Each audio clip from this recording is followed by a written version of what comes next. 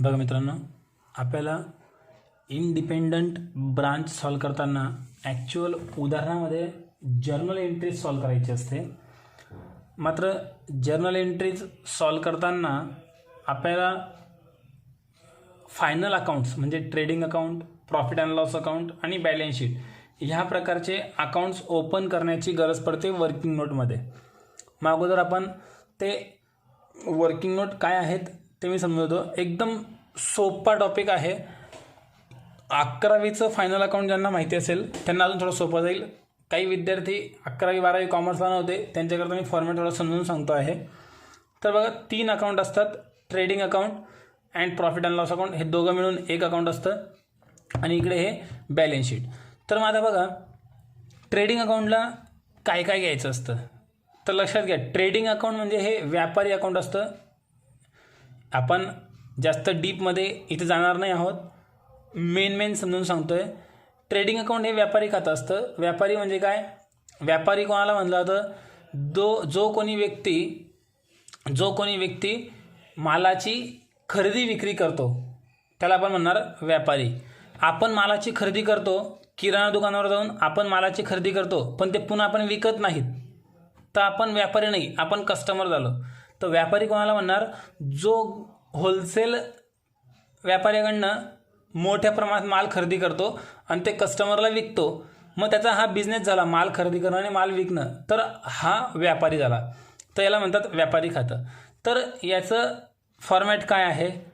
तर सगळ्यात पहिले इथे घ्यायचं असतं ओपनिंग स्टॉक. बहुतेक विद्यार्थ्यांना हा फॉर्मॅट माहिती आहे. सगळ्यात पहिले घेतो आपण ओपनिंग स्टॉक. नंतर घ्यायचं असतं इथे परचेसेस. आता नॉर्मली आपण एवढं घेत होतो. आता ह्या ब्रांचला कधी कधी हेड ऑफिसकडनं माल मिळतो. जर समजा हेड ऑफिसकडून माल खरेदी केला असेल तर इथे म्हणायचं असतं goods from head office. Head ऑफिसकडनं माल मिळाला असेल तर गुड्स फ्रॉम हेड ऑफिस. जर कदाचित त्यामधून काही माल परत केला असेल तर तो इथून लेस होऊन जाईल रिटर्न टू हेड ऑफिस म्हणून. इथून तो लेस होऊन जाईल. यानंतर क्रेडिट साईडला येत असतो बाय सेल्स आणि शेवटी बाय क्लोजिंग स्टॉक. हे झालं रेग्युलर नॉर्मली हा फॉर्मॅट. आता लक्षात घ्या, हा फॉर्मॅट झाल्यानंतर अजून याच्या व्यतिरिक्त ट्रेडिंग अकाउंटला काय काय येतं तर डायरेक्ट एक्सपेन्सेस जे पण असतील, डायरेक्ट एक्सपेन्सेस ते सर्व ट्रेडिंग अकाउंटच्या डेबिटला येतात. आणि इनडायरेक्ट एक्सपेन्सेस बघा, मी इथपर्यंत इथे याला क्लोज करतो. हे ट्रेडिंग अकाउंट झालं आणि याच्या खाली जे राहील ते प्रॉफिट अँड लॉस अकाउंट राहील.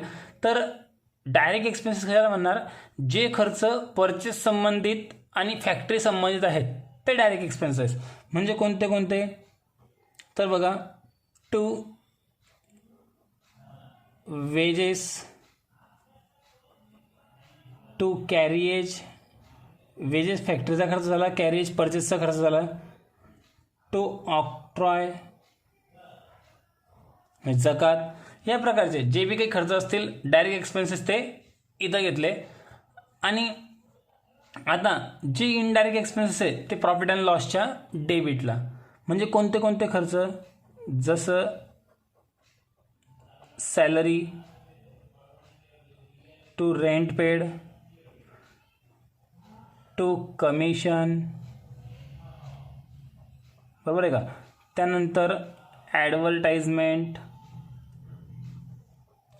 या प्रकारचे खर्च. अजून बघा, टू डेप्रिसिएशन, या प्रकारचे खर्च प्रॉफिट अँड लॉसच्या डेबिटला आपण ट्रान्सफर करणार. आता क्रेडिटला काय काय येणार? तर क्रेडिटला जर आलंच तर बाय कमिशन रिसिवड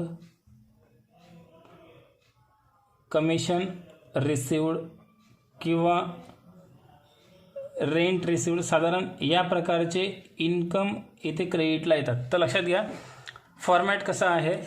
सर्व प्रकारचे expenses indirect expenses profit and लॉसच्या डेबिटला आणि इन्कम प्रॉफिट अँड लॉसच्या क्रेडिटला.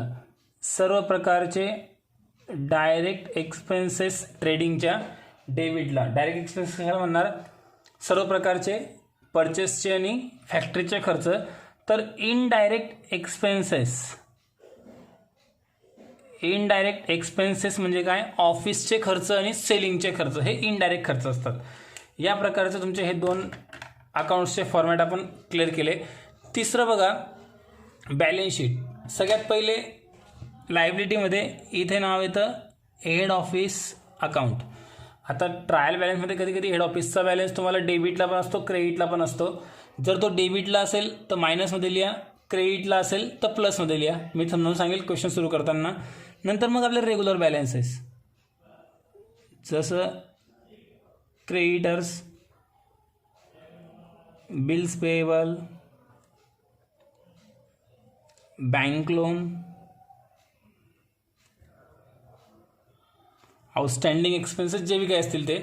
नेट प्रॉफिट झाला तर हेड ऑफिसला ॲड करा, लॉस झाला तर लेस करा.